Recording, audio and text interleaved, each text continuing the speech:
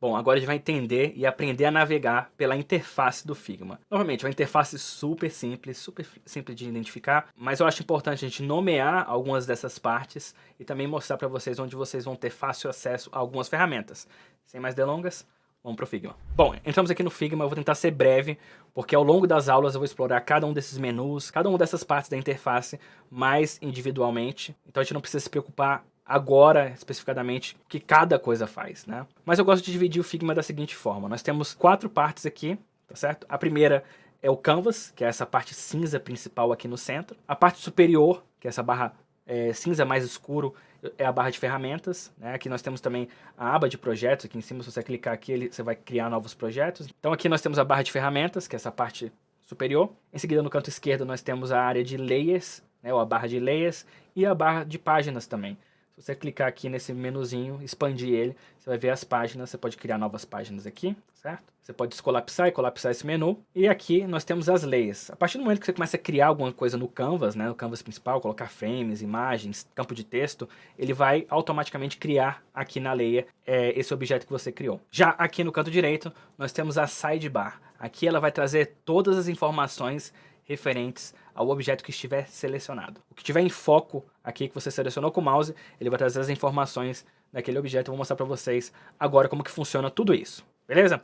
Bom, primeiramente vamos criar aqui um retângulo. Você pode vir aqui na barra de ferramentas. Aqui nós temos o retângulo, né? Você criar um retângulo aqui. Segura o Shift no teclado para manter a proporção e ele cria esse retângulo, esse quadrado perfeito. Agora sim a gente começa a ver algumas coisas que já se popularam aqui.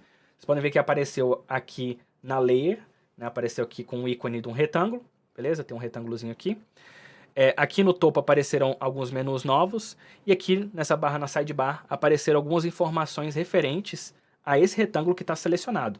E eu sei que está selecionado porque tem essa borda azul em volta com as marcações para você redimensionar esse objeto, beleza?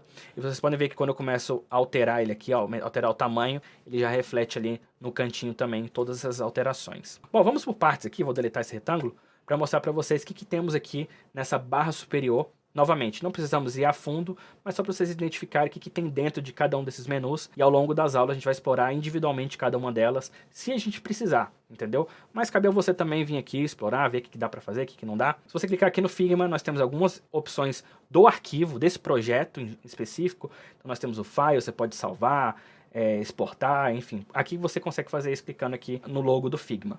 Em seguida nós temos as ferramentas de movimentação. Se você expandir aqui nós temos o V no teclado, inclusive aqui no cantinho nós temos o atalho referente a essa ferramenta, então se você apertar V no teclado. E embaixo nós temos a ferramenta de escala. Duas ferramentas muito importantes que podem gerar uma confusãozinha quando você estiver usando o Figma.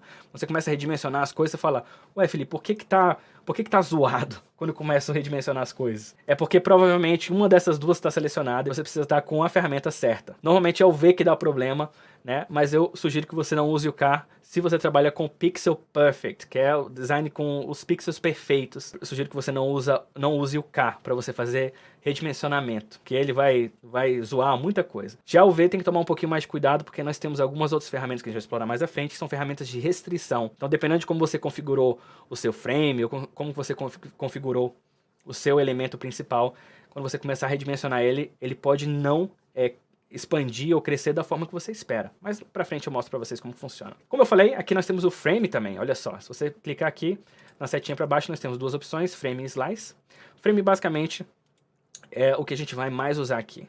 Quando você começa a criar os boards e tudo, a gente chama de frames. Então o frame é basicamente a essência do Figma. Tudo que você for criar, o palco principal onde que vai o seu design e tudo vai ser um frame. E a gente identifica o frame que ele tem uma nomenclatura no Canvas. Essa parte cinza, ele aparece com a nomenclatura aqui. Se não tiver selecionada, ela fica cinza, e quando selecionada, ela fica azul. Então, o frame ele tem essa característica, e novamente aqui nas layers você tem esse joguinho da velha que aparece também para o frame. Então, o frame é um componente muito importante, tá certo? Um objeto muito importante no Figma.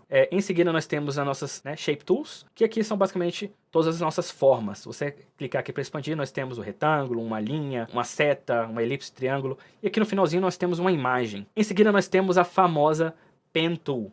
Pen Tool, ela está, vamos dizer assim, na vida do designer desde que o design se entende por gente.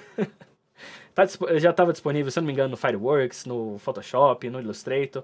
Quem trabalha com design já passou algum momento na vida recortando foto com Pen Tool, ou criando shape com Pen Tool. Enfim, a Pen Tool ela é essencial para o designer.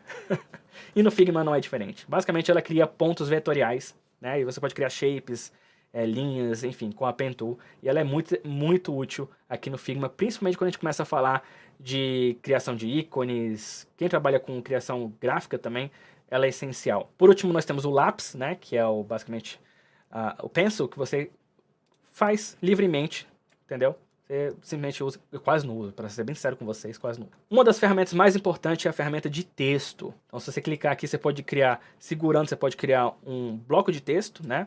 Ou simplesmente você aperta o T no teclado e clica e você tem um texto livre. Mais pra frente a gente vai explorar isso também. E aqui, logo em seguida, nós temos a Hand Tool. Eu quase não uso a Hand Tool. Na verdade, eu uso a Hand Tool o tempo inteiro, mas eu quase não clico aqui no menu para usar ela, porque eu uso um atalho no teclado e não é esse atalho que o Figma me sugere aqui, que é o H. Na verdade, se você pressionar o espaço, observa o meu cursor, ele muda da ferramenta de movimentação, né, que é a V no teclado, ele muda para Hand Tool, ele puxa a Hand Tool rapidinho, e aí para eu poder usar a Hand Tool, eu seguro com o mouse no meu canvas, e basicamente eu movimento o meu viewport, né, eu não estou movimentando nada, vou criar aqui um retângulo para vocês, aperto R no teclado, e olha só, eu não estou movimentando nada, se eu quisesse movimentar o retângulo, vocês podem ver que ali no menu lateral direito ele faz movimento ali, aqui no X e no Y é onde ele está, a posição dele no canvas. Se eu segurar a Hand Tool, né, no caso com espaço, na verdade estou movimentando meu viewport. Eu estou vendo aqui, eu estou movimentando no meu projeto. Eu não estou movimentando nenhum objeto nem nada. Então eu direto uso o espaço. Vou deixar aqui o barulho para vocês lembrarem que eu estou usando o espaço. Sempre que aparecer a mãozinha assim, não é que eu estou apertando o H no teclado, não. Porque se eu deixar o H, ele vai manter a Hand Tool ativa o tempo inteiro. E aí, como eu gosto de deixar a ferramenta de movimentação, e aí se eu quiser movimentar, é o tempo todo. Então, um atalho no teclado para vocês. Essa dica é uma dica de ouro, pelo menos facilita bastante. E novamente, atalhos no teclado, eles são seus aliados. Eles vão acelerar seu workflow, vão deixar você mais ágil, né, no projeto. A minha mão está sempre no teclado por isso. Então a gente explorou aqui basicamente tudo que tem a oferecer e por último nós temos a ferramenta de comentários. A gente vai explorar isso um pouco mais à frente. Bom, agora sem enrolar muito, como eu falei, não preciso ir muito a fundo. Aqui na sidebar, ela basicamente vai me trazer informações do que eu tiver selecionado. Nesse caso aqui eu tenho um shape selecionado, ela vai me dar as informações de alinhamento, né? Como ele está só solto no canvas, eu não posso alinhar ele a nada, certo? Então por isso que está aqui desabilitado essas opções. Em seguida nós temos o posicionamento no X e no Y, no eixo X e Y, que esse aqui é o posicionamento do retângulo que eu criei aqui no canvas, nessa parte cinza aqui. O W aqui significa width, basicamente a largura, né? E o H significa height, que é a altura. Você pode vir aqui e fazer um ajuste fino.